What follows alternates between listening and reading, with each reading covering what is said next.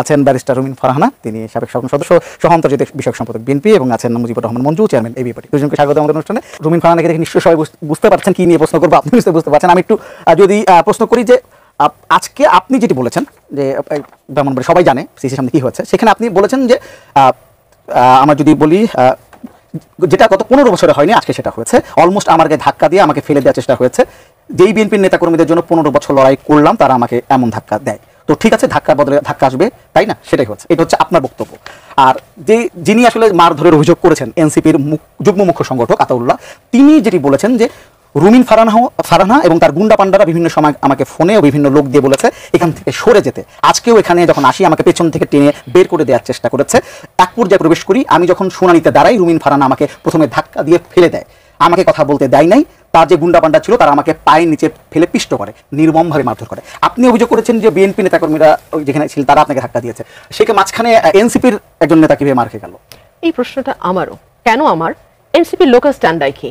Local স্ট্যান্ডাই একটা legal term, যেটা যে কোনো মামলা শুরুর আগে কোর্ট জানতে চায়, who are you, what is your local standi, আপনি কেন এসেছেন, আপনার এই মামলাতে আগ্রহের কারণ কি, আপনি কিভাবে সম্পৃক্ত। আমি যদি জিজ্ঞেস করি এনসিপি কিভাবে সম্পৃক্ত, এনসিপির তো নিবন্ধন এখনো হয় নাই। এই 3টা ইউনিয়ন বিজয়নগরের সঙ্গে থাকলেই বা কি, এই 3টা ইউনিয়ন সরাইলের সঙ্গে গেলেই বা কি, তাই না? সো আমি কল্পনাও করি নাই যে এনসিপি সেখানে উপস্থিত থাকবে। 1, 2 হচ্ছে যখন কমিশন আমাকে ডাকলেন, আমি কমিশনে নেক্সট টাইম আবার বক্তব্য দিতে দাঁড়ালাম, কারণ তাদের বিজয়নগরের পক্ষ থেকে খুবই এলোমেলো কথাবার্তার, মানে ছন্নছাড়া ভাবে কেউ বিএনপির পক্ষ থেকে এসে, কেউ এনসিপি, কেউ ক্লিয়ারও করছে না কে কোন দলের পক্ষ থেকে এসেছে, ক্লিয়ারও হচ্ছে না, হই হট্টগোল হচ্ছে, তারা তাদের মতো করে বক্তব্য দিচ্ছে। আমি আবার উঠে দাঁড়ালাম, বিকজ আমার 2টার সময় কোর্ট ধরতে হবে। আমি উঠে দাঁড়ালাম যে আমি বক্তব্য দিই, কমিশন আমাকে পারমিশন দিল। আমি যখন গিয়ে পোডিয়ামে দাঁড়ালাম বক্তব্য দিতে, দেন হি পুশ মি, আ গায় উইথ বিয়ার্ড, মানে একটা দাড়িওয়ালা ছেলে আমাকে পুশ করলো। পুশ করে কোর্টে যখন ধাক্কা দিল, তখন আমি ঘুরলাম পেছনে। প্রথম আলোর ভিডিওটাতে আপনারা এটা পাবেন। আমি ভেবেছিলাম বিষয়টি বিজয়নগরের পক্ষে যারা এসছে, যে বিজয়নগরের সাথে ইউনিয়ন থাকুক তাদেরকেও, সো আমি বলেছি বিএনপির নেতা কর্মীদের কেউ কেউ এটা করলেও করতে পারে। Then I realised after the entire incident that is it has been done by a party which is not yet registered. তো এই আনরেজিস্টার্ড পার্টি কি করে গিয়ে পরিচয় গোপন করে, তারা কিন্তু পরিচয় দিচ্ছে না এনসিপি, কিন্তু তারা বক্তব্য দিতে চাইছে। ঠিক আছে, বক্তব্য দাও, কোনো অসুবিধা নেই, এলাকাবাসী হিসেবে বক্তব্য দিতে পারো, কিন্তু আমাকে ধাক্কা দিয়ে কেন? আমি তাদের চেহারা চিনি না, কিন্তু তারা তো সবাই আমার চেহারা চেনে। চেহারা চেনার দরকার নাই। আমি একজন আইনজীবীর পোশাকে, আইনজীবী মহিলা, আমি নারী, আমি সেখানে রিপ্রেজেন্ট করছি একটা পার্টিকে, আমি তো সেখানে লিগাল রিপ্রেজেন্টেশন দিচ্ছি। সেখানে can you push me? So obviously political ইয়েতে আমি তো মনে করি এখানে যারা বিজয়নগরে ছিলেন তারাও বিরক্ত হয়েছেন, যে কারণ দিন শেষে তো আমি বিএনপির নেত্রী, সো তাদেরও এটা খুব ভালো লাগবে না যে এভাবে আমাকে ধাক্কা দেয়া। 1, 2 হচ্ছে উনি যে মারধরের অভিযোগ করছেন, এখন তো আমার কাছে আস্তে আস্তে ক্লিয়ার হচ্ছে আমার এই কর্মীদেরকে, হরসপুরের কর্মীদেরকে এইভাবে আহত কারা করেছে। আজকে যে আমার গায়ে হাত তুলতে পারে যেই দল, সেই দলের পক্ষে তো এই ধরনের ঘটনা ঘটানো সম্ভব, তাই না? এগুলো আমি কমিশনে জমা দেব। সো এই হচ্ছে কাহিনী। আপনি খেয়াল করবেন এনসিপি খুব খুব চতুরতার সঙ্গে একটা দিকে এগোচ্ছে। বিএনপিতে যারা ভয়েস, যারা বিএনপিকে খুব স্ট্রংলি রিপ্রেজেন্ট করে, যারা বিএনপিকে 15 বছর ধরে ক্যারি করেছে, তাদেরকে শেষ করে দেওয়া। ফর এক্সাম্পল, আপনি লক্ষ্য করবেন অসম্ভব জনপ্রিয় নেতা আমাদের মির্জা ফখরুল ইসলাম আলমগীর, তাকে নির্বাচনের কথা বলে ইন্ডিয়ার এজেন্ট, রয়ের এজেন্ট বলা। সালাউদ্দিন আহমেদ, তাকে মেলাইন করা, আমাকে মেলাইন করা, অর্থাৎ যারা বিএনপির ভয়েস তাদেরকে মেলাইন করা, বিকজ দে নো যে তাদের মাঠের পরিস্থিতি খুব খারাপ। বিএনপির বয়ানটা যারা তৈরি করে, কিংবা বিএনপির যেই গ্রুপ অফ পিপলকে দেখে সাধারণ মানুষ বিএনপির প্রতি অ্যাট্রাক্টেড হয়, তাদেরকে আঘাত করা তাদের। এবং আমি এখানে আরেকটা কথা বলতে চাই, বিএনপির কিছু কিছু নেতা হয়তো তাদের সাময়িক স্বার্থ সিদ্ধির জন্য কখনো তাদেরকে পয়সা দিয়ে নিয়ে আসে, কখনো তাদেরকে দিয়ে ব্যবহার করে নিজেদের প্রয়োজনে। এগুলো তো আমরা বুঝতে পেরেছি মিটিং থেকে বেরিয়ে আসার পর। এই বিষয়টা আরো কথা বলবো আপনার সাথে, আমরা একটু ছোট্ট করে। তারপরে সেখানে এনসিপি নেতা হাসান আব্দুল্লাহ একটা প্রতিক্রিয়া দিয়েছেন তিনি, আমরা প্রতিক্রিয়া শুনে আসি, তারপরে আমি আলোচনা আসছি। সাংবাদিক ভাইরা, আমরা এই নির্বাচন কমিশনের বস্তুনিষ্ঠ আচরণ, হাসিনা বলতো 20টা হুন্ডা 10টা গুন্ডা, নির্বাচন ঠান্ডা। এই হুন্ডা গুন্ডার রাজনীতি বাংলাদেশে আর পুনর্স্থাপিত হবে না। আমরা এই গুন্ডার রাজনীতি আমরা ভারতে পাঠিয়ে দিয়েছি। এখন এই রুমিন ফারহানারা যদি সেটি আবার বাংলাদেশে রিহ্যাবিলিটেট করতে চায়, তাহলে হাসিনার প্রতি তাদের যে আন্তরিকতা, তাহলে হাসিনা যেখানে আছে তাদেরকেও সেখানে চলে যেতে হবে। আমি একটু যুক্ত করি, আপনি খেয়াল করছিলেন উনি যখন বক্তব্য দিচ্ছেন পেছন থেকে রব উঠছে, ঠিক ঠিক। এই গুন্ডা বাহিনী যদি আমি নিয়ে যেতাম, আমি তো একটা 10 মিনিটের প্রেস ব্রিফিং করেছি, পেছন থেকে কেউ চিৎকার করে বলেছে ঠিক ঠিক, বলে নাই। গুন্ডা কারা পালে, গুন্ডা কারা রাখে, গুন্ডা কারা নিয়ে চলে, গুন্ডা নিয়ে কারা নির্বাচন কমিশনে যায়, খুব পরিষ্কার। 1 না 2, আমি যখন শেখ হাসিনার মুখের উপর দাঁড়িয়ে পার্লামেন্টে বলেছিলাম এই সংসদ অবৈধ, তখন হাসনাত আব্দুল্লাহ বঙ্গবন্ধুর উপর রচনা লিখে সেটা পাঠ করছিল বিশ্ববিদ্যালয়। সার্জিস আলম একটা চোরের মতো শেখ হাসিনার সামনে এভাবে দাঁড়িয়েছিল। ওই ছবিগুলো আমাদের কাছে আছে, আমরা ভুলি নাই। আমি একটু মঞ্জু আপনাকে সেটা জানতে চাইবো, আপনি তো দুজনের বক্তব্য শুনলেন, আপনি যদি একটু এই বিষয়ে আপনার মন্তব্য দেন। ধন্যবাদ আপনাকে। আজকের ঘটনাটা আমি পথিমধ্যে যখন হচ্ছিল তখন ওই যে আমরা সাধারণত করি না, গাড়িতে বসে বসে দেখি, দেখার সময় আমি দেখলাম যে রুমিনের একটা ভয়েস আসলো, যে তো আমি চিন্তিত হলাম যে কি ঘটনা। পরে দেখলাম রুমিন ফারহানাকে আমি সাথে সাথে ফোন দিলাম কিছুক্ষণ পরে, আমি ভেবেছি একটু আগের ঘটনা। তো প্রথমে উনি ফোন ধরেন নাই, পরে উনি আমাকে ব্যাক করেছেন। আমি বললাম যে কী হয়েছে অগ্নিকন্যা, আপনার ঘরে কী ধরনের ঘটনা ঘটলো? তো রুমিন ফারহানা আমাকে যেটা বললো সেটা হচ্ছে যে বিএনপিরই কিছু লোক সেখানে এক ধরনের সিন ক্রিয়েট করেছে এবং তিনি এটা প্রত্যাশা করেন নাই যে ওখানে গিয়ে সিইসির সামনে এই ধরনের একটা অনাকাঙ্ক্ষিত ঘটনা ঘটে। এখানে তো একটা ডিউলি একটা আর্গুমেন্টের ব্যাপার, এখানে তো অন্য কোনো, এখানে তো মারধর করে তো কোনো কিছু অর্জন করা যাবে না। কিন্তু আমি পরক্ষণে দেখলাম যে সেখানে আতাউল্লাহ, এনসিপির যে নেতা আতাউল্লাহকে দেখলাম যে সে মানে আহত বা এই ধরনের কথা। পরে আমি আতাউল্লাহকে ফোন করলাম যে আতাউল্লাহ কি হয়েছে সেখানে, কারণ আমার কাছে মিলছে না। কারণ কিন্তু মনে হচ্ছে যে বিএনপির একটা গ্রুপ হয়তো ওই যে আসনের এই পুনর্বিন্যাসের ব্যাপারে হয়তো বিরোধী, সেটা হয়তো করতে পারে। পরে আমি বিভিন্ন জন থেকে শুনলাম যে এখানে আতাউল্লাহ ফেস করেছে কিন্তু পেছনে বিএনপির একটা গ্রুপ সেখানে হয়তো সাপোর্ট দিয়েছে বা এই ধরনের কিছু ঘটেছে। এনিওয়ে, এটা আজকে আমাদের জন্য দুর্ভাগ্যজনক, কারণ সিইসির সামনে ঘটনাটা এইভাবে ঘটবে, ধাক্কাধাক্কির মতো ঘটনা ঘটবে, এক ধরনের হাতাহাতির ঘটনা ঘটবে এবং এরপরে এরকম উত্তেজনাকর পরিস্থিতি হবে। এটা আমাদের এই যে আমি তো কয়েকদিন আগেই সিইসির সাথে দেখা করে এসেছি, ওনাকে কিন্তু আমরা বারবার বলেছিলাম যে আপনার কার্যক্রমটা আরও স্ট্রং হওয়া দরকার, আইনশৃঙ্খলা পরিস্থিতির বিষয়টা নজরে রাখা দরকার। এখনও তো নির্বাচন এভাবে শুরুই হয় নাই, এটাকে নির্বাচনের অংশ বলা যায় না, এটা হচ্ছে জাস্ট প্রাক নির্বাচনী কার্যক্রমের ব্যাপার। সেখানে যদি এই ধরনের উত্তেজনা হয় এবং আবার এটাকে কেন্দ্র করে মানে আমরা আমরা সবাই কিন্তু কম বেশি এই আন্দোলনে সবারই অংশগ্রহণ ছিল। এখন আমার একটা কার্যক্রম অপছন্দ হতে পারে, রুমিনের একটা কার্যক্রম, আমাদের তো সব কাজে পছন্দ হবে তা না। আমরা তো একসাথে আন্দোলন করেছি, একসাথে কাজও করেছি, আবার টকশোতে গেলে আমরা আমাদের ডিবেট নিয়ে কেউ তো কাউকে ছাড় দেয় না, ঠিক আছে? তো আমরা তো গণতান্ত্রিক ধারায় এই জায়গাটা আমরা করে এসেছি, আমাদের সবারই অতীত, সবারই বর্তমান, সবারই জানা আছে। আমি বারবার যেটা বলি, যেটা আমি দেখলাম যে প্রতিক্রিয়ায় খুব কঠোর ভাষায় সমালোচনার বিষয়টা আছে, সমালোচনা অবশ্যই আমরা করব, সমালোচনা থাকবে। রুমিন অনেক কঠোরভাবে সমালোচনা করেন এবং উনি যখনই যেটাকে ধরেন, আজকে আমাকে বলছে আমি নামছি, আমি এটা ছাড়বো না। তো আমরা প্রত্যাশা করব, আমি একদম খোলামেলায় বলি যে এখানে বিএনপি, এখানে এনসিপি, হ্যাঁ, দুটো সংগঠনই এই অভ্যুত্থানে নানাভাবে ভূমিকা রেখেছে। এনসিপি কিন্তু এনসিপি আকারে রাখে নাই, তখন এনসিপির জন্ম হয় নাই, ছাত্ররা ছিল, এখন এনসিপির নেতৃত্বে তারা আছে। এবং আমরা যখন কোনো কিছু বলতে যাব, করতে যাব, সেগুলোতে আমাদের যুক্তিতর্ক থাকবে। রুমিন নিশ্চয়ই স্বাভাবিক, সে বলেছে যে তার এই মানুষ সাধারণত নির্বাচনী আসনকে ছোট করে রাখতে চায়, আমি কিছু বাড়াইতে, সে গেছে বাড়াইতে। আমি জিজ্ঞেস করলাম আপনি এটা উল্টা বাড়াইতে গেলেন কেন? সে বললো যে আমার এখানে ভোট, আমার ইনফ্লুয়েন্স আছে, আমি হয়তো ভোটার পাবো। এনিওয়ে, নিশ্চয়ই রুমিনের তো এটার যুক্তি না যে আমার ভোট বাড়বে বলে আমাকে আসনটা বড় করে দেন, ওনার নিশ্চয়ই কোনো লিগ্যাল যুক্তি আছে। আর লিগ্যাল যুক্তি যদি না থাকে, ইলেকশন কমিশন সেটা খারিজ করে দিবে, অসুবিধা কি? তো যাই হোক, আমি মনে করি যে আমি রুমিন ফারহানাকে বলবো যে আপনি সিনিয়র পলিটিশিয়ান রিগার্ডিং ওদের সাথে তুলনা করলে। আর এমনিতে তো আমরা যাদেরকে চিনি আমাদের এখানে, যে যারা খুব ভাইব্রেন্টলি শেখ হাসিনার বিরুদ্ধে লড়াই করেছে, সংগ্রাম করেছে, দেখেন শেখ হাসিনার বিরুদ্ধে রুমিনরাও ফাইট করেছে, আমরাও করেছি। কিন্তু আবার আমাদের নিজস্ব তো রাজনৈতিক একটা বিরোধ আছে, রাজনৈতিক একটা পছন্দের জায়গা আছে, সেখানে আমরা কি ঝগড়া করবো না? সেখানে কি আমরা আমাদের দ্বিমতের প্রসঙ্গ তুলে ধরবো না? কিন্তু সেটা যাতে সীমা লঙ্ঘনকারী না হয়, সেটা আমাদের খেয়াল রাখতে হবে। আপনি বলছেন শেখ হাসিনার বিরুদ্ধে লড়াই করেছেন, হাসনাত আব্দুল্লাহ কিন্তু বলেছেন যে বিএনপির আওয়ামী লীগ বিষয়ক সম্পাদক। আমি এই বিষয়ে আসবো, এক দর্শক আছেন, ফোনটা নিয়ে নিই। হ্যালো, জি, আপনার নামটি বলে প্রশ্ন করেন। আমি মিলন গাজীপুর থেকে। আমি তো আপনাকে আমার সাথে কথা বলতাম। বলেন। আমি তার মুখে শুনছি যে বিএনপি কোন নেতা তাকে ই করছে, তাহলে খুব চিন্তিত করছে না। কিন্তু সেটা একজন বিএনপির সিনিয়র নেত্রী, আমি বিএনপি একজন সমর্থক। কিন্তু আপনার দলের আমার দলের কোনো হাইকমান্ড আছে, কোনো ব্যবস্থা নিব কিনা, এটা জানতে চাচ্ছি আপনার কাছে।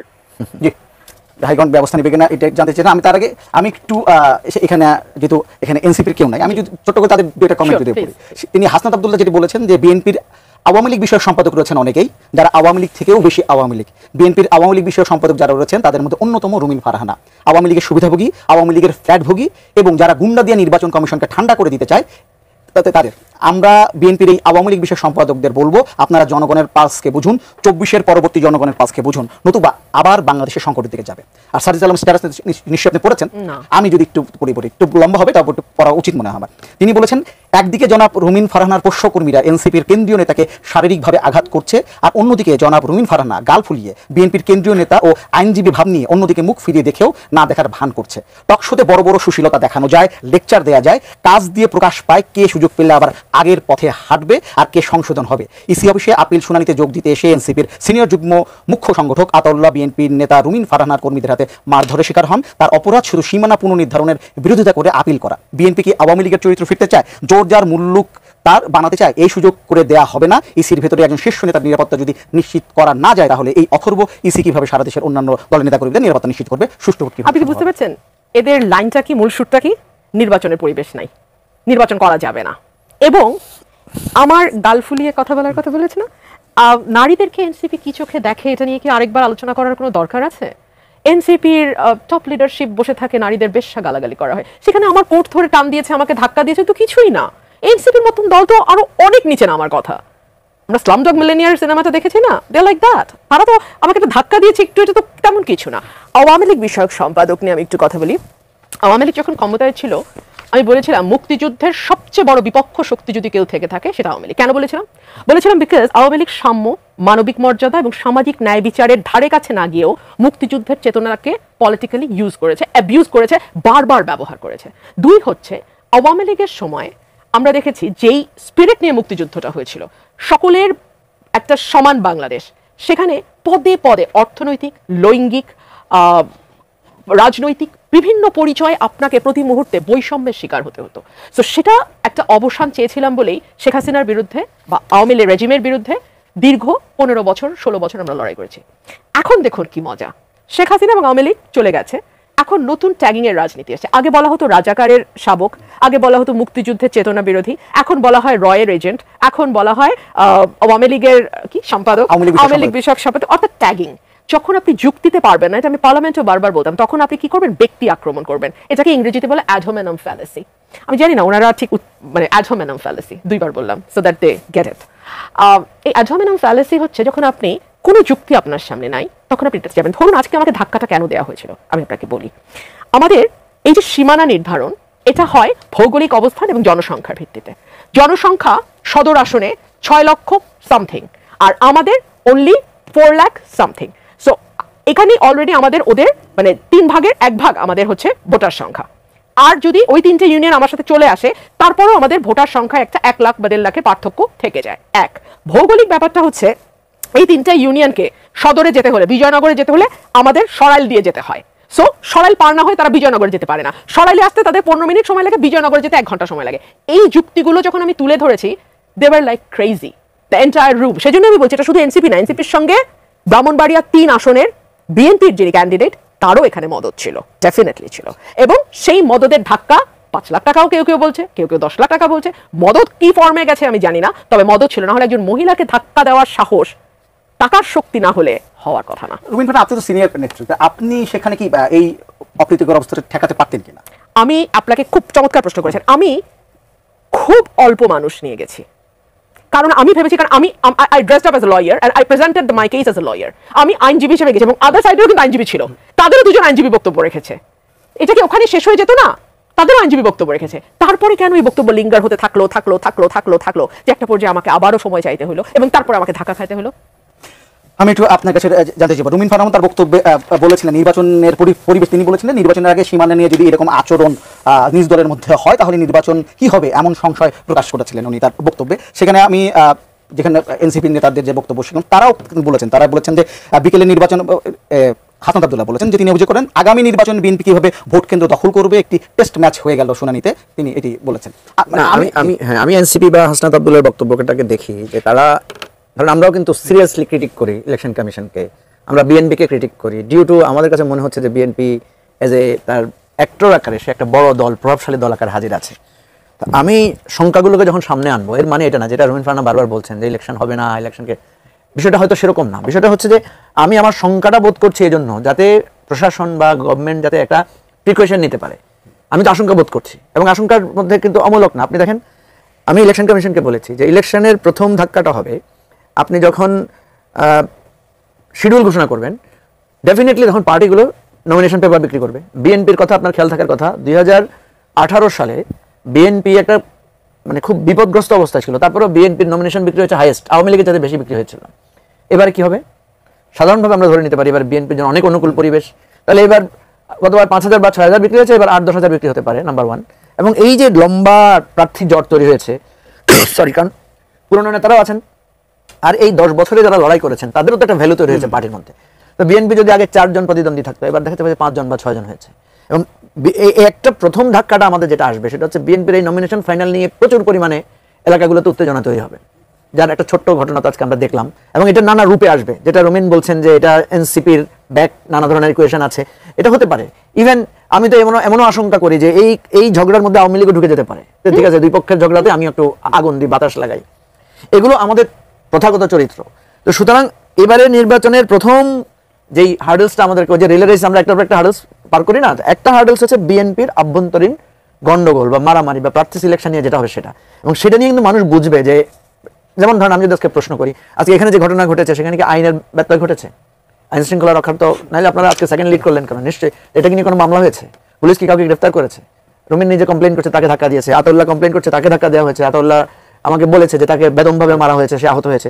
যেই করুক, প্রতিক্রিয়া করুক আর যেভাবে করুক, এখানে তো এক ধরনের মানে কাজ সামনে বাংলাদেশের প্রধান নির্বাচন কমিশনের সামনে, সেখানে আরো প্রশাসনিক কর্মকর্তা তাদের সামনে ঘটেছে। এখন আপনি যদি 2 দিন পরে দেখা যায় যে এখানে কোনো মামলাও হয় নাই, কারোর বিরুদ্ধে কোনো ব্যবস্থাও নেওয়া হয় নাই, এবং এটা আরো বেশি উত্তেজনার দিকে যাচ্ছে, অলরেডি উত্তেজনার দিকে তো যাচ্ছে, পাল্টাপাল্টি বক্তব্য, ধার কত বেশি, ভার কত বেশি, আপনি বুঝতে পারছেন। তাহলে এই যে ইলেকশনে আমরা কিভাবে বুঝবো যে ইলেকশনের দিন যদি কেউ আমার বাক্স নিয়ে যায়, কেউ যদি এসে ধরেন রুমিন ফারহানা তো প্রার্থী, ইলেকশন করবে, আমরা নিজেও তো প্রার্থী, আমি যদি আমার কেন্দ্রে আমাকে কেউ ধাক্কা দেয়, আমার 2টা কর্মী তো এসে আর আমাকে প্রোটেক্ট করার চেষ্টা করবে, পাল্টা ধাক্কা হবে, তখন যদি প্রশাসন কোনো ব্যবস্থা না নেয় তাহলে নির্বাচন তো প্রশ্নবিদ্ধ হবে। আমি বারবার বলি, নির্বাচন হয়তো একটা হবে, কিন্তু সেই নির্বাচন যদি সুষ্ঠু না হয়, সেই নির্বাচন যদি গ্রহণযোগ্য না হয়, সেই নির্বাচন যদি মানুষের কাছে প্রশ্নবিদ্ধ হয়, তাহলে তো আমাদের কোনো লাভ নাই। তাহলে তো আমরা আরেকটা জটিল সংকটের মধ্যে পড়বো। ডে 1 থেকে দেখা যাবে এই নির্বাচনকে আমরা প্রশ্নবিদ্ধ করবো, মামলা হবে, একজন আরেকজনকে মানবো না, পার্লামেন্টকে অবৈধ বলবো, পার্লামেন্টকে নানাভাবে আমরা ব্লেমিং করবো। সো আজকের ঘটনাটাকে একটা কেস স্টাডি হিসেবে নিয়ে আমার দাবি থাকবে ইলেকশন কমিশনকে নেক্সট টাইমে আপনার যতগুলো শুনানি হবে সেখানে আপনি এটা নিয়ন্ত্রণ করবেন। বাইরের লোক ঢুকবে কেন? এতগুলো লোক আসলো কেন? এখানে তো শুধু মানে ডায়ালগ এবং ডিসকাশন। ইলেকশন কমিশনকে ব্যর্থতা দেখছেন এখানে? অবশ্যই, কারণ ইলেকশন কমিশনে আমরা তো গিয়েছি, আমরা দেখছি আমাদের 5 জনের বেশি ঢুকতে দেয় নাই। আমার সাথে তো আমার অনেক কর্মী বাহিনী গিয়েছিল, তারা তো ঢুকতে পারে নাই। তাহলে আজকে ওখানে শুনানির মধ্যে এতগুলো লোক ঢুকলো কেন? আচ্ছা ব্যারিস্টার আপনি বলেন, এতগুলো লোক ঢুকলো কেন? আমি খুব অবাক হয়েছি, আমি জানি না, আমি তো গেছি 2-3 জন নিয়ে, আমি তো জানি না। তাহলে এখানে এতগুলো লোক ঢুকলো কেন? কার উপর ঝাপালো? তো এই জিনিসগুলো তো ইলেকশন কমিশনকে দেখতে হবে। আমি একটা বিষয় আপনাদের একটু দৃষ্টি আকর্ষণ করি। আমারকে যে ধাক্কা দেওয়া এনসিপির মতন একটা দল, যাকে আমি ইসলাম ডগ বলছিলাম একটু আগে, কেন বলছিলাম? এনসিপির যুগ্ম সদস্য সচিব হুমায়রা নূর, উনি একজন মহিলা এবং উনি এনসিপির যুগ্ম সদস্য সচিব। উনি লিখেছেন ওনাকে কে ধাক্কা দিবে? উনিও না, অনি নিজেই পুরুষ মানুষ হাতানোর চান্স ছাড়েন না। This is there level. So এই বস্তির সঙ্গে আমাদের পলিটিক্স করতে হচ্ছে, এবং পলিটিক্স এখন বস্তির হাতে গেছে। আলোচনা করলাম, আপনার যদি শেষ কোনো বক্তব্য থাকে আমরা অন্য কোনো বিষয় নিয়ে আলোচনা করতে। আমরা যারা গণ অভ্যুত্থানের আগের 15টা বছর, আমি, মঞ্জু ভাই, জুনায়েদ সাকি, বিএনপির অসংখ্য নেতাকর্মী, আমরা যারা লড়াইটা করেছিলাম, আমরা একটা বেটার বাংলাদেশের জন্য লড়াইটা করেছিলাম। আমরা একটা বৈষম্যহীন, একটা সুস্থ বাংলাদেশের জন্য লড়াইটা করেছিলাম। একদল বস্তির মতন মবের হাতে বাংলাদেশ যাবে, এটা আমরা স্বপ্নেও ভাবি নাই। এই জায়গাটা আমাদের খুব দুঃখের জায়গা। ধরুন, যেই এনসিপির যুগ্ম সদস্য সচিব এত নোংরা কুৎসিত কথা আরেক দলের নেত্রী সম্পর্কে বলতে পারেন, লিখতে পারেন, ফেসবুকে স্ট্যাটাস দিতে পারেন, সেই রকম একটা দল বাংলাদেশের রাজনীতি করছে। আমি জানি তারা নিজেরাও জানে যে তাদের কোনো ভোটার বেস বলতে কিছু নাই, এই কারণে নির্বাচনটা যত মানে পিছনে ফেলা যায়, যত ডিলে করা যায় সেটা চেষ্টা। তাহলে আজকে আমি একটা ভিডিও লাস্ট শেয়ার করেছি, প্রথম আলোর একটা ভিডিও, যেখানে আপনি দেখবেন যে কিভাবে আতাউল্লাহ, আমি নামও জানতাম না, আতাউল্লাহ উড়ে এসে আমাকে টেনে নামাতে গেছে, সেই ভিডিওটা প্রথম আলোর ওখানে গেছে। তারপরে নির্বাচন কমিশনের লোকজন এবং পুলিশ এসে তাকে ধরে নিয়ে যায়। তো এইরকম একটা বস্তির হাতে বাংলাদেশ এত 1 বছর ধরে জিম্মি, 1 বছর ইজ আ লং টাইম, দুঃখজনক। একজন দর্শক ফোন করে বলেছিলেন যে বিএনপির যারা হাইকমান্ড আছে তারা এটা নিয়ে কোনো আপনার সাথে কথা বলেছে কিনা? না, বিএনপির হাইকমান্ডের সাথে আমার কথা বলার সময় হয়নি, সুযোগও হয়নি, এবং আমার লড়াইটা তো আমি করবো। প্রত্যেকের যার যা লড়াই তাকে করে যেতে হবে। I am fighting my own battle. এখানে দল আমার পাশে দাঁড়ালে আমি খুশি হব। আচ্ছা, আমি একটু অন্য বিষয় নিয়ে যেতে চাই। মজিবুর রহমান, আপনার কাছে শুরু করি। আজকে আরেকটি বড় ঘটনা হচ্ছে পাকিস্তানের উপপ্রধানমন্ত্রী এবং পররাষ্ট্রমন্ত্রী, তিনি তার যে বাংলাদেশ সফর, তিনি আজকে অনেকগুলো খালেদা জিয়ার সঙ্গে দেখা করেছেন, তিনি পররাষ্ট্র উপদেষ্টার সঙ্গে মিটিং করেছেন। যেটি হচ্ছে যে পাকিস্তানের পররাষ্ট্রমন্ত্রী দাবি করছেন যে 71-এর ইস্যুর মীমাংসা হয়ে গেছে, আর বাংলাদেশ উপদেষ্টা যিনি আছেন পররাষ্ট্র উপদেষ্টা তিনি বলছেন যে না, তিনি বলছেন যে আমরা চাই যে 71-এর জন্য গণহত্যার জন্য তারা ক্ষমা চাক, তারা এটা দাবি আছে। এবং তারা বলছেন আসলে এই 45-54 বছরের সমস্যা একদিনে হবে না, ধীরে ধীরে হয়তো সমস্যার সমাধান হবে। আমার কাছে একটা ব্যাপার আছে, এর আগে যখন দেখতাম আমরা আওয়ামী লীগ, আমি বলছি বাংলাদেশ তো মানে পুরোটাই যেন ভারতের কেন্দ্রিক আমরা করতাম। এখন আবার যখন পট পরিবর্তন হলো, এখন আমরা দেখছি যে মোটামুটি যা কিছু হতো অনেকটা পাকিস্তান যেন সামনে চলে আসছে সবকিছু মিলে। এই বিষয়টা আসলে কি হয়? না, আমি ওই লাস্ট কথাটা যেটা রুমিন ফারহানা যেটা বললেন সেটাকে একটু টাচ করে পরের আপনার প্রসঙ্গটা যাব। প্রথম কথা হচ্ছে, দেখেন একটা অভ্যুত্থানে যারা নেতৃত্ব দিয়েছে ছাত্ররা, আমি সবসময় এটা বিএনপি নেতৃবৃন্দকে এটা বোঝানোর চেষ্টা করি যে আপনারা এই তরুণদেরকে আপনারাই তো সাহায্য করেছেন, আপনারা কিন্তু এদেরকে প্রশ্ন করেন নাই যে তোমরা কোত্থেকে আসছো, তোমাদের রুট কি, তোমরা হঠাৎ করে এসে এত বড় আন্দোলন কিভাবে করলা। আপনারা বরং তাদেরকে সহমর্মিতা দিয়েছেন, সহযোগিতা দিয়েছেন, তাদেরকে ইভেন রাজপথে নেমে সর্বাত্মকভাবে সবাই বিএনপি, জামাত, হেফাজত আমরা সবাই মিলে করেছি। এখন আপনি যদি এখন তাকে প্রশ্নবিদ্ধ করেন, তার আচরণ নিয়ে প্রশ্ন তোলেন, আমি সবসময় বলি যে ওদের আচরণটা আপনার কাছে অস্বাভাবিক বলেই তো, ওদের আচরণ কিছুটা অস্বাভাবিক আমাদের কাছে মনে হতে পারে, কারণ একটা জেনারেশন গ্যাপ আছে। অস্বাভাবিক বলেই তো তারা শেখ হাসিনাকে চ্যালেঞ্জ করতে পেরেছে। এবং একটা থিওরি আছে আমাদের পলিটিক্যাল হিস্ট্রিতে, সেটা হচ্ছে কোনো ফেসিবাদকে তার জমানার লোকেরা হারাইতে পারে না, এটা নিউ জেনারেশন মার্চ করতে হয়। নিউ জেনারেশন যখন মার্চ করে তখন কি হয়, কারণ ফেসিবাদের লড়াই হচ্ছে আমাদের সাথে, সে আমাদের ক্যারেক্টার জানে, আমাদেরকে জেলে ঢুকাই দিলে, আমাদেরকে এসে মিছিলে একটা গুলি করলে, কারণ আমরা তো থানা ভাঙতে যাবো না। বিএনপিকে ধরেন বহুবার মারা হয়েছে, আমি বহুবার বলছি যে বিএনপি এটা প্রোটেক্ট করে না কেন, কারণ বিএনপি তো এই রাজনীতি করে নাই, বা জামাত তো এই রাজনীতি করে নাই। সবাই চিন্তা করেছে আমরা প্রতিবাদ করবো, প্রতিরোধ করবো, প্রতিবাদই তো করতে দেয় না আপনাকে। এবারে কি হয়েছে দেখেন, এবারে পাল্টা হামলা হয়েছে, পাল্টা চ্যালেঞ্জ হয়েছে। ছাত্রলীগ হামলা করতে এসেছে, ওরা ছাত্রলীগকে বের করে দিচ্ছে ঢাকা ইউনিভার্সিটি থেকে। তো এখন এই জায়গাটায় আমাদেরকে ধৈর্যটা ধরতে হবে, আদারওয়াইজ আমাদের এই গ্যাপটা যেটা হবে, যে আমাদের এখন এই যে ধরেন রুমিন এক ভাষায় কথা বলছে, ওরা এক ভাষায় কথা বলছে, আমরা যদি জেনারেলি দেখি এটাই তো হবে। হুমায়রা যেটা বলেছে এটা তো খুবই দুঃখজনক, এটা তো হুমায়রার কাছ থেকে নিশ্চয়ই প্রত্যাশিত না। আমি আশা করবো যে সে এটা উদ্যোগ করবে, সে একজন লয়ার, কিন্তু আফটারঅল সে তো, আমরা তো চাই যে নারীরা এই আন্দোলনে বেশি করে আসুক। আপনি এই নারীদের এই আন্দোলনে অংশগ্রহণের খুবই হেজার্ড আছে, এরা ব্যক্তিগতভাবে যে পরিমাণ হেনস্থার শিকার হয়েছে। আমি রুমিনের অনেক কথা, আমি 15 বছর কি হয়েছে আমার উপরে অনেক কথার সাথে আমার দ্বিমত আছে, আমি রুমিনের সাথে অনেক বিষয়ে দ্বিমত পোষণ করি। আমরা অনেক সময় ফোন করাও বন্ধ করেছি, একজন আরেকজনের সাথে কথা বলাও বন্ধ ছিল আমাদের দীর্ঘদিনের। কিন্তু তাই বলে আমি এটা বোঝানোর চেষ্টা করি, আজকে রুমিন ফারহানা আমি অবশ্যই সমালোচনা করি। রুমিন যেভাবে কাউন্টার করে, আমি অনেক ক্ষেত্রে বলি যে রুমিন ফারহানা আপনি এটা করেন না, ওরা তো আপনার একদিন তো ওরা আপনার কাজে এসেছে, 2 দিন তো আপনার কাজে এসেছে, আপনি এত আক্রমণাত্মক হবেন না। আবার ওদেরকেও বলি যে যাদেরকে তোমরা সহযোগিতা নিয়েছো, ভালোবাসা দিয়েছো, যাদের জন্য কাজ করেছো, আজকে তোমরা যে দেশটা বদলাইছো, প্রথম বেনিফিটটা তো বিএনপি পেয়েছে। বেনিফিট কেন বলছি, উল্টা ভাবে যে আমি তো অধিকার হারিয়ে ফেলেছি এসে, প্রথম বেনিফিটটা তো বেগম জিয়া মুক্তি পেয়েছে, তাই না? একদম আমরা তো জেলখানায় থেকে এসে শুনতেছি বেগম জিয়া কি হয়ে গেছেন, আমরা মুক্তি পাওয়ার আগে বেগম জিয়া মুক্তি পেয়ে গেছেন। সো আমি এই জায়গাটাই বলার চেষ্টা করি সবাইকে যে আমি হয়তো একটা ভুল করছি, কিন্তু আমার 10টা শুদ্ধ কাজ তো আছে। আমি হয়তো 5টা ভুল করছি, কিন্তু আমার 20টা শুদ্ধ কাজ তো আছে। রুমিন ফারহানা যখন ইলেকশনে গিয়েছিলেন, যখন উনি ওই যে তার ফ্ল্যাট নিয়ে প্লট নিয়ে ঘটনা হয়েছে, আমরা সবাই তো সমালোচনা করেছি, কিন্তু সমালোচনা করেছি বলে আবার যখন রুমিন ফাইট করেছে পার্লামেন্টে, সেটাকে তো আবার আমরা সবাই স্বীকৃতি দিয়েছি, সেটাকে তো আমরা আবার, তখন রুমিন পপুলার হয়েছে না, তখন তার ফেসবুকে ইয়াতে যারা সমর্থন দিয়েছিল তারা দিয়েছে না। ভালো খারাপ মিলিয়ে তো আমরা সব কিছু, আমার সব কথা আপনার পছন্দ হবে কেন, সব কথা আপনার মতো করে আমি বলবো কেন, ঠিক আছে? আমি কথাগুলো কেন বলছি, রুমিনকে আমি বহুদিন দেখেছি, সে জামাত শিবিরের লোকদের উপরে যে অত্যাচার হয়েছে, তাদের অধিকারের জন্য রুমিন কথা বলেছে হাইকোর্টে, মানে আমি তাকে অনেকদিন দেখেছি সে ফাইট করেছে। আবার এখন দেখছি রুমিন জামাত এবং শিবিরের ব্যাপারে খুবই ক্রিটিক্যাল। তো ঠিক আছে, রুমিনকে আমি প্রশ্নই করতে পারি যে যাকে আপনি তখন সাপোর্ট দিয়েছেন, তখন যার প্রতি সহমর্মিতা দেখিয়েছেন, এখন আপনি এত ক্রিটিক্যাল কেন? আবার রুমিন এখন ক্রিটিক্যাল বলে যারা রুমিনের মানে নারী সত্তাকেও খুব অপমানজনকভাবে ক্রিটিক করছে, সেটা তো কোনো আদর্শিক জায়গা থেকে হতে পারে না ভাই। আপনি ফ্যাক্টের উপর করেন, রুমিন যে কথাটা বলছে ওর সাথে বিতর্ক করেন, তার যুক্তি করেন, ব্যক্তিত্বকে আঘাত করবেন কেন, ব্যক্তিকে আঘাত করবেন কেন? 50 বছর আগের একটা ফেক ছবি নিয়ে, 10 বছর আগের যে ফেক ছবি, তাকে আওয়ামী লীগ যেভাবে তার বিরুদ্ধে করেছে, সেটাকে আমি কেন আনবো? এই কথাটা আমি বুঝাতে চাই। আমাদের সমস্যা হয়েছে কি, এখন আমি রুমিনের পক্ষে 2টা কথা বললে আমাকে এক ধরনের ফ্রেমিং করা হবে, আবার রুমিনের বিরুদ্ধে কথা বললে সেটাকেও ট্যাগিং করা হবে। আপনি যে প্রশ্নটা তুলেছেন বিরুদ্ধে পরে, আচ্ছা ঠিক আছে, সরি, আমার একটা প্রশ্ন, এই বিষয়টা কথা বলবেন। আমার একটা প্রশ্ন হচ্ছে যে এই যে ঘটনা ঘটলো, যদি আপনার এলাকায় বা বামনতিনের বিএনপি নেতারাও বা এই সাথে জড়িত থাকে, তাহলে বিএনপির ভিতরে কি আপনার পজিশন একটু দুর্বল হয়ে যাচ্ছে? না না না, একদমই না। বিএনপির ভেতরের পজিশনের ব্যাপার না, উনি দেখতে পাচ্ছেন যে ওনার কোনো যুক্তি নাই। এখন উনি হ্যাডাম দেখাতে গেছেন ইলেকশন কমিশনের ভেতরে, যে আমার এতগুলো গুন্ডাপান্ডা নিয়ে আমি আসতে পেরেছি, একবার ভয় দেখানো, মব তৈরি করা, এটা দলের সাথে এটার কোনো রিলেশনশিপ নাই। আমি শুধু একটা কথা যুক্ত করি, এনসিপি মানেই কিন্তু ছাত্র না, আর ছাত্র মানেই কিন্তু এনসিপি না।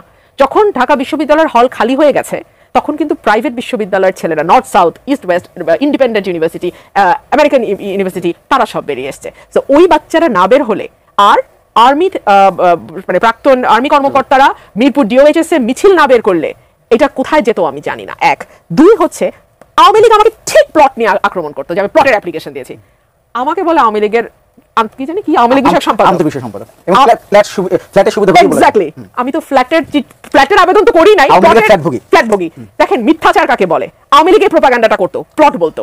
আমি তো প্লটের চিঠি একদিনের মাথায় উইথড্র করেছি, আমি তো প্লট নেই নাই। আর আওয়ামী লীগের যদি আমাকে প্লট দেওয়ার থাকতো আর আওয়ামী লীগের সাথে যদি আমার আতাত থাকতো তাহলে তো চিঠি ফ্লাশ হইতো না। এই চিঠিটা আওয়ামী লীগের ফ্লাশ করছে সো দ্যাট আমি আওয়ামী লীগের মানে আমার সাথে যখন যুক্তিতে পারছে না তখন ওরা বলবে তুমি তো ফ্ল্যাটের আবেদন করেছো, তুমি তো প্লটের আবেদন করেছো। সেই আবেদনটা কিন্তু আমি একদিনের মাথায় উইথড্র করেছি। কিন্তু দেখুন ঠিক আওয়ামী লীগ যে ভাষায় কথা বলতো, আজকে আমি একটা ডাকাতের মতন চেহারা ছেলেকে দেখলাম একই ভাষায় কথা বলতে। এক্স্যাক্টলি হি ওয়াজ ইকোয়িং আওয়ামী লীগ। আমি একটু মুজিবুর রহমান মঞ্জু একদম 2 মিনিটের সময় পাবো। পাকিস্তান আপনি যে প্রশ্নটা করেছিলেন আর কি, কথা হচ্ছে যে পাকিস্তানের সাথে আমাদের যুদ্ধের পরে যে ঘটনাটা ঘটেছিল সেটা হচ্ছে তারা কিন্তু আনুষ্ঠানিকভাবে আত্মসমর্পণ করেছে এবং ওটাকে আমরা আমাদের বিজয় দিবস হিসেবে আমরা উদযাপন করে থাকি। এখন এই যে জয় পরাজয়ের পরে স্বাধীনভাবে বাংলাদেশ রাষ্ট্র হয়ে যাওয়ার পরে এরপরে আমাদের সাথে অমীমাংসিত বিষয় কি আছে? এটা দেনা পাওনার হিসাব আছে, এতগুলো মানুষের মৃত্যুর দায়ের ব্যাপার আছে।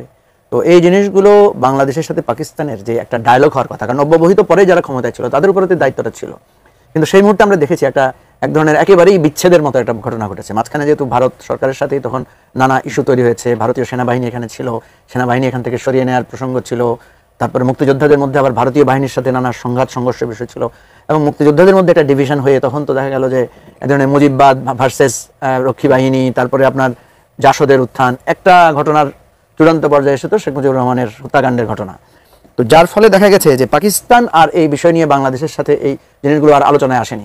ইভেন দীর্ঘ সময় ধরে এমন ছিল যেমন আমরা তো পাকিস্তানমুখী না, ইভেন পাকিস্তানের সাথে আমাদের কোনো সরাসরি ফ্লাইটও নাই, বাট আমাদের দেশে একটা রাজনীতি ছিল যে পাকিস্তানপন্থী, পাকিস্তান পন্থা। যেমন আমি আপনাকে বলি, আমি তো দীর্ঘদিন জামাতের সাথে রাজনীতি করেছি, কিন্তু আমি কখনো, এবং জামাতের ভেতর কিন্তু এটা নিয়ে আমি অনেক বিতর্ক তুলেছি, জামাতকে আমি কখনো দেখি নাই তাদের পাকিস্তানের সাথে কোনো যোগাযোগ আছে, পাকিস্তান নেতাদেরকে তারা ভালো করে চেনে না। কিন্তু আমি দেখলাম যে তারা বাংলাদেশের স্বাধীনতার জায়গা, এমন একটা জায়গা, তাদেরকে যখন পাকিস্তানপন্থী বলে গালি দেয় তাদের কিন্তু একটু গায়ে লাগে, তারা কিন্তু এটাতে একটু উত্তেজিত হয়। রাজাকার আলবদর বললে তারা, অথচ দেখেন রাজাকারের তালিকায় দেখা গেল আওয়ামী লীগের লোকই বেশি, তাই না? তো এই ফ্রেমিং পলিটিক্স, অ্যান্টি পাকিস্তান কথা আমাদের এখানে কিন্তু পাকিস্তান চলে যাওয়ার পরে, বাংলাদেশ স্বাধীন হয়ে যাওয়ার পরে পাকিস্তান কখনো আমাদের জন্য একটা আফসোস করেছে, বা আমাদের মাঝে মাঝে কিন্তু দুই বাংলা এক হওয়ার কথা আসে, কিন্তু পাকিস্তানিদের মধ্যে কখনো দেখি নাই যে তাদের চিন্তা যে হারে আমরা বাংলাদেশটা হারাই ফেললাম, আবার সেটা অর্জন করা যায় কিনা বা কিছু করা যায়, এই ধরনের কোনো প্রবণতা আমরা তাদের মধ্যে দেখি নাই। এখন কথা হচ্ছে যে এটা হচ্ছে একটা, পৃথিবীতে বহু দেশে যুদ্ধ হয়েছে, তারা কিন্তু এখন খুবই ক্লোজলি কাজও করছে।